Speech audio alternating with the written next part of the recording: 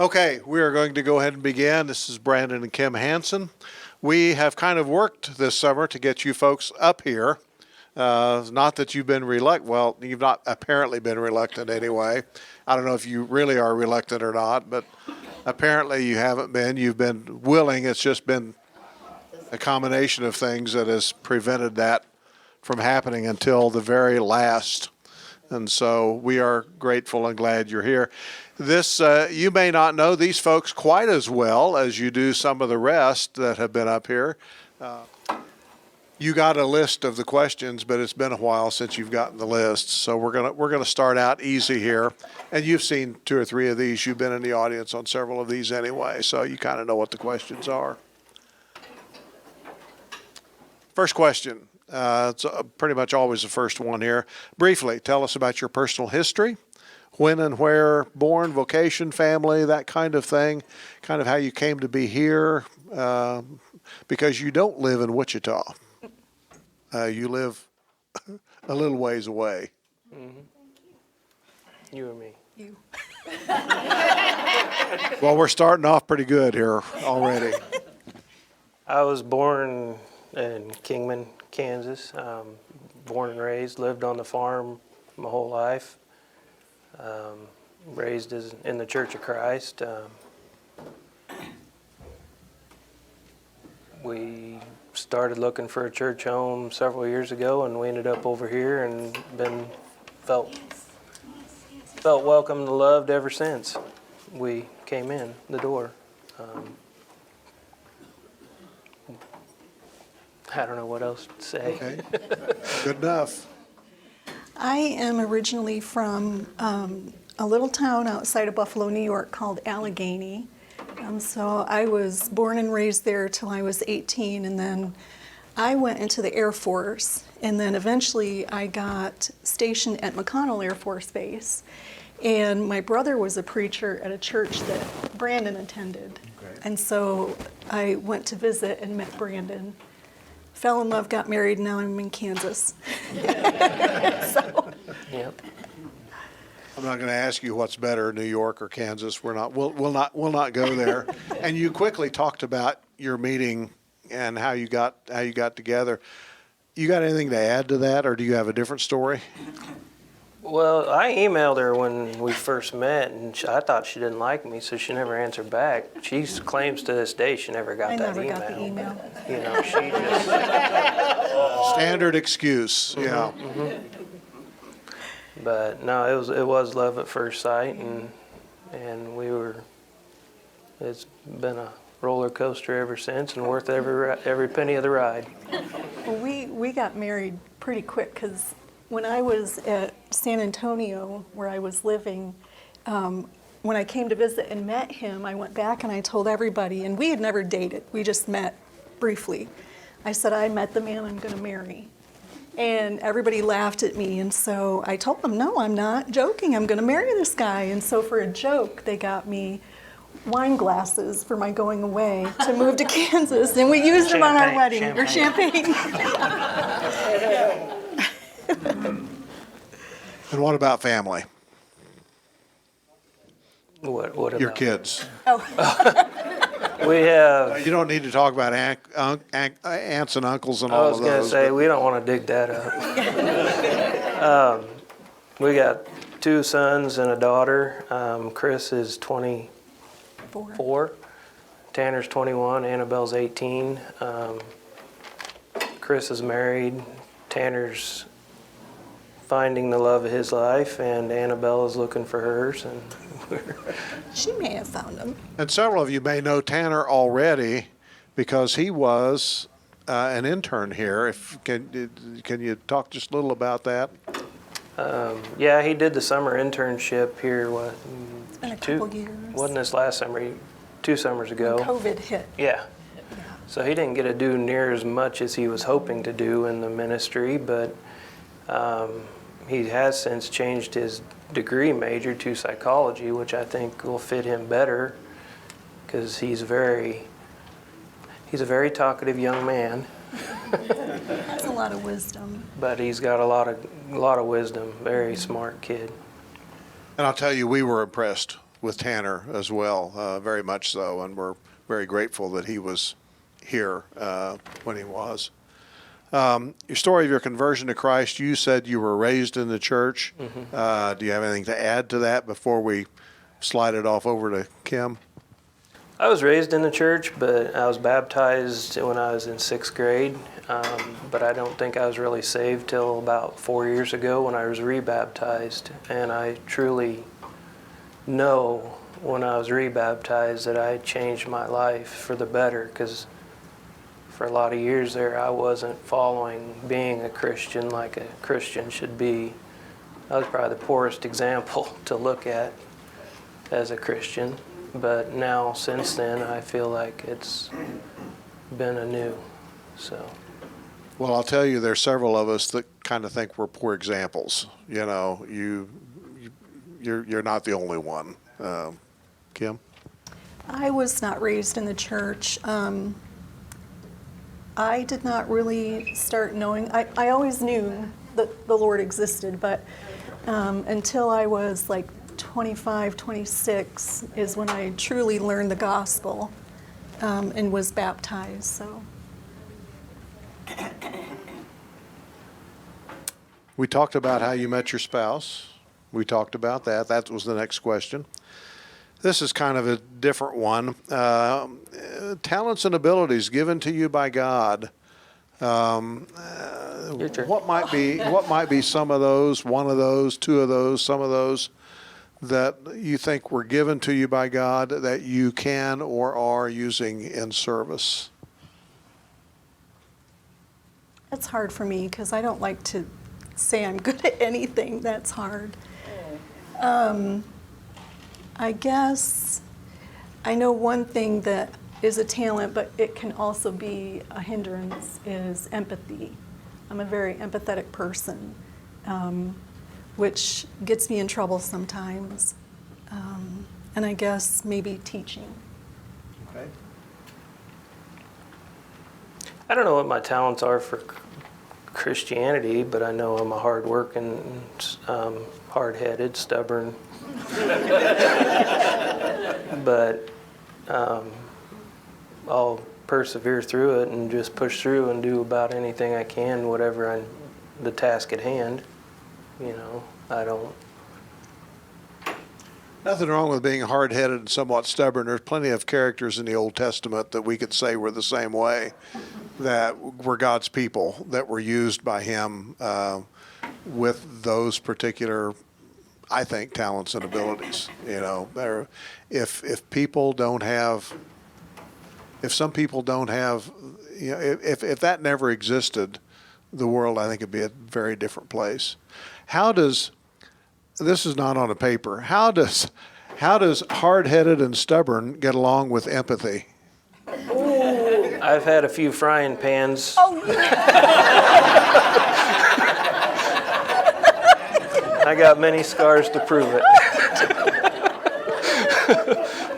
the drama. But no, it's actually, it's a good mix because she will ground me on some things of bring me back down to earth and soften my heart to things that I probably would have overlooked and been stubborn about and not looked at in a different viewpoint.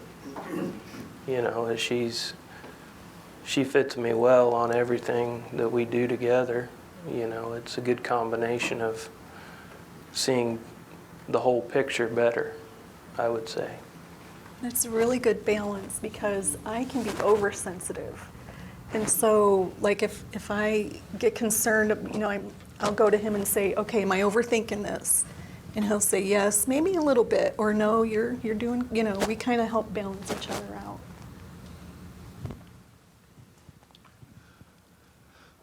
Actually, I can see how that would go together very well. You know, I think my wife and I are kind of the same way. I am the least stubborn person, and no, that's not correct. But I think we balance out fairly well as well. When this is not an interview about me, but when our boys were growing up, and you know, I would there would be a decision to be made, or I had made some kind of a decision regarding them or whatever, and they really thought that that was not quite the right thing, they would go to their mother and say, "Mom, can you help out with this?" And then she would come to me, and then we'd talk and so on.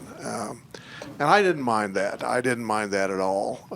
It was good that they had somebody that they felt like they could go to, and then the two of us could discuss whatever it was. So those two traits in a family, I think, are good. A couple of questions that are related to each other. A time in your life when you especially felt the presence of God, and then maybe a time when you especially felt abandoned by God.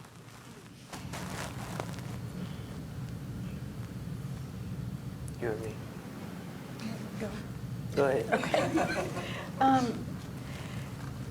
I thought about this question from the interview we watched the last week, and I don't know if I've ever felt abandoned by God. I felt more like I've walked away from Him because I've always felt that He's there. I think the time that I felt His presence the most in my life was when my mom passed away. That was one of my biggest fears, was losing my mom, but I just had an inner peace. And I guess getting married too, there were 2 times in my life where I've had that inner peace where I never questioned anything. It was when I married Brandon, and when I had the strength to get through the death of my mom. I really can't pinpoint a specific time as when God has been in my life. I know there's been certain things that I've seen examples of. There's God things in life. That's the only way you can explain it, is there's a God thing that happened. There's no other explanation as how it happened the way it did. How things worked out the way they worked out. Yeah. And then, but as an example of what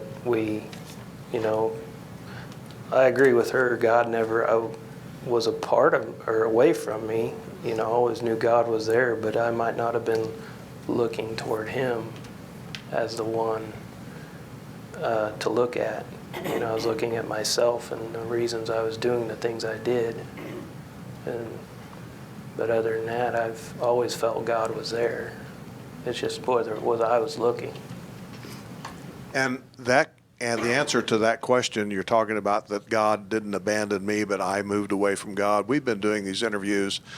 This is the 3rd summer over the course of, the last 8 or 9 years that we've done these interviews, and that is a very common answer to these questions, that, God never abandoned me, but I wasn't looking for Him, or I went away from Him, or something of that sort. I appreciate that answer.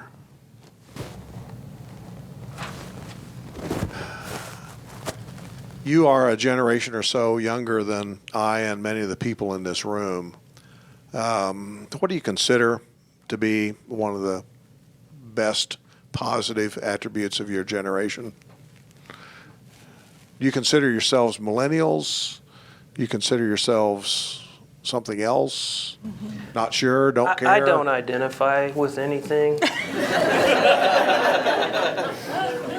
My kids will talk about that, and I'll be like, where do I fall in that category? I don't understand that stuff. I'm probably old school, just put your nose to the grindstone and get the job done. So I don't really know how to identify with those generation things. Somehow that doesn't surprise me. I know some Kingman County folks. I was raised in Harper County, and so I know, kind of what's in it. That doesn't surprise me at all that would come from there. Probably the same as Brandon, just work. We're both people that just work a lot. So. And speaking of that, what motivates you to serve others, and why do you do what you do in terms of service to others? And I don't even know what kind of service that is for you guys, but Well, being raised on a farm community, and a dairyman most of my life, now I've moved on to cattle rancher and truck driver. I try to help others out as much as I can, and that's caused some issues with us over the years as I volunteered to help others before I'd help at home, and it's been a... do you know how to make a bed properly? And she was in the Air Force, and she hasn't trained me yet, and a nurse, so she knows how to make two styles of beds. But no, I don't. I roll out of bed, and it's the same when I get back in it. You and I are kind of alike. What do you say is that you're just going to get it messed up again? So just leave it messed up. It's funny because he'll make the bed before he gets in it. So it'll be messy all day, and then right before we go to bed, he's got to make the bed. So I got to straighten the sheets out so they're at least covering my feet. What motivates you to serve others, Kim? I think in my heart, I've always wanted to do something where I felt like I was serving the Lord. And so for the first time in my life, the job I have, I feel like I'm doing that. And the job you have is? I'm the Dean of Nursing for Barclay College, a small Christian college in Haviland, Kansas, and we're developing a nursing program. But I'm excited because I can be in a classroom and I can pray with my students. I can, tell them about the gospel and share the good news with them and not feel so criticized, I guess. So I'm pretty excited. Because it is a private school. Yes. So I can talk about the Lord all I want. So. And nursing is a great place to be able to do that. There are scads of opportunities, I guess, both in the teaching end of that as well as in the, I was going to say the nurse practice, but nurse practice is teaching as well as caring for people. So yes.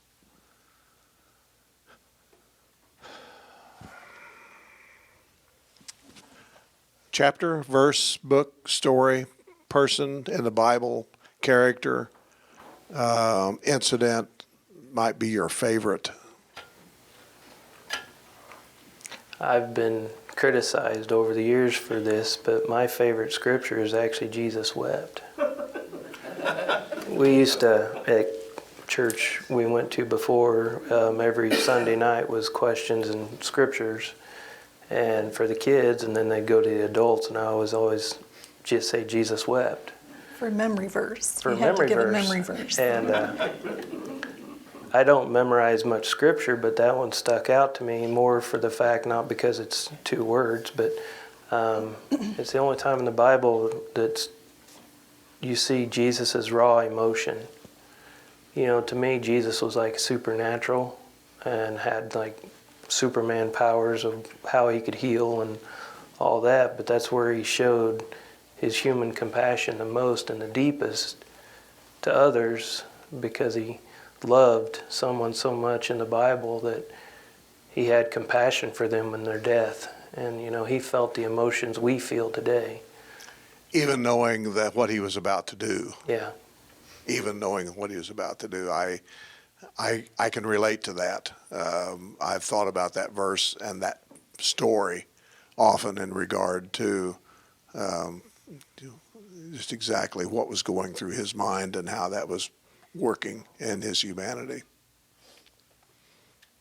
Kim? I guess my favorite verse would be Luke 2:11, where the angel of the Lord talks about the birth of Jesus, because to me that's the ultimate hope. My favorite character is David, because before I was a Christian, when I was becoming a Christian, I was struggling with living the old life and going into the Christian life, and someone shared with me, you need to read Psalm 51. And ever since then, I felt like I could relate to David. Christopher is named after him, Christopher David. Okay. So, yeah. I like Psalm 51 as well. You look back on life experiences, what, if anything, would you point to and say, I never want to go through something like that again, but I'm glad I've had that experience and I've learned and grown from it?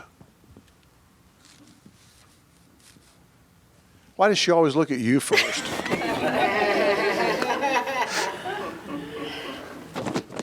I don't want to go through that again, but I'm glad in a way that I did, and I've learned from it.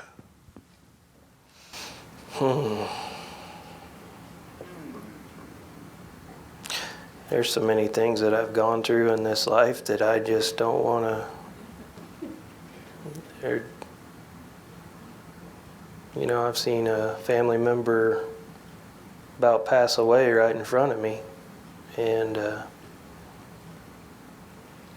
his parents gave me a medal or a keychain saying I was a hero, and to me that was the toughest thing to do,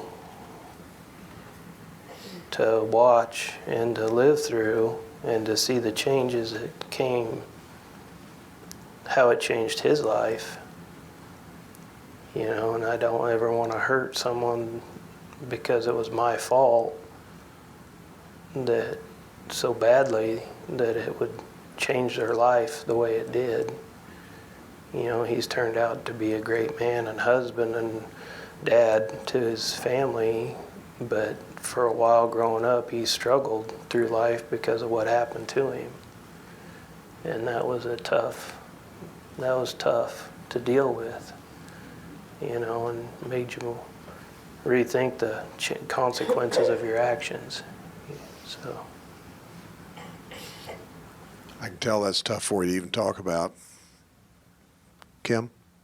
I think, you know, we dated 3 months before we got married. So we were... Finally, someone that dated less time than Pat and I did, because we were 4 months. Yay, somebody else.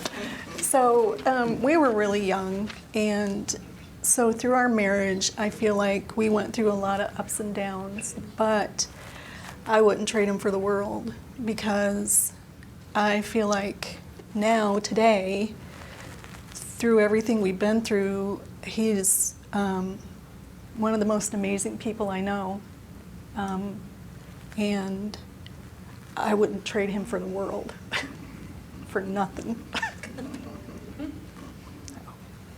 Has she told you that before? yeah, a couple times. As you look ahead in life, what do you see?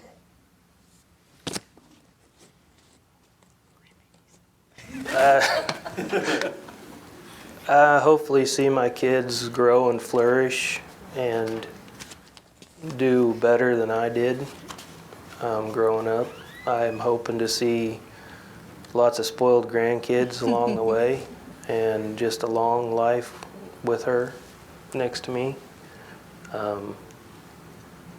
Hopefully get to enjoy some retirement somewhere down the road, but if that's in the deck of cards, I'll take it. Kim? Grandbabies. Ah. Yeah, grandbabies. We can't wait. A few, a lot. A whole bunch. Yeah, yeah.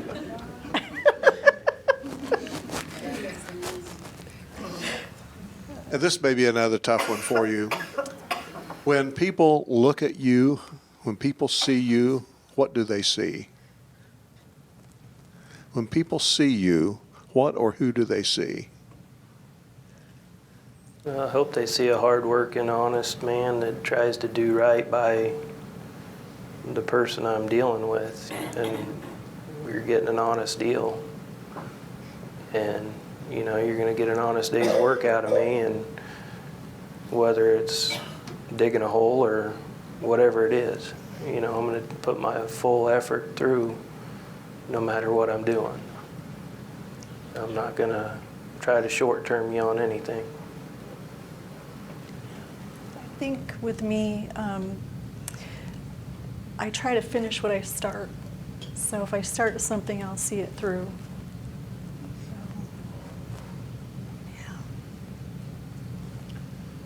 I have a couple other questions on the sheet, but I'm not going to ask them. Any questions from the audience? Ann? I understand you grew up in the church Mm-hmm. and you were worshiping there before you came here. Mm-hmm. What made you decide to drive so far to Riverwalk? There were some things going on in our life, and things we got, how things were handled with the church members there. We felt like we needed a change of atmosphere, and we came over here. We tried a couple other churches before we walked in the doors here, and as soon as we walked in the doors here, you could feel the love, a Christian love. Not just the love of humans, but the love of God was evident as soon as we walked in the door. I can tell you, we experienced the same thing 50 years ago. Walking in here and the way we were greeted and in the examples, that's why we've been here so long. We're glad you're here. Thank you. I'd just like to say that I've enjoyed your interview, and what type of qualities do you look for, like coming into a church home? What type of qualities? I was at a Church of Christ party yesterday, and I was on an interview session. So this question was addressed to me, and I thought I would ask that. What type of qualities would you be looking for as a Christian? For a church In home? a church, yeah, for a church home. I think that the scripture that comes to mind is God shows no partiality.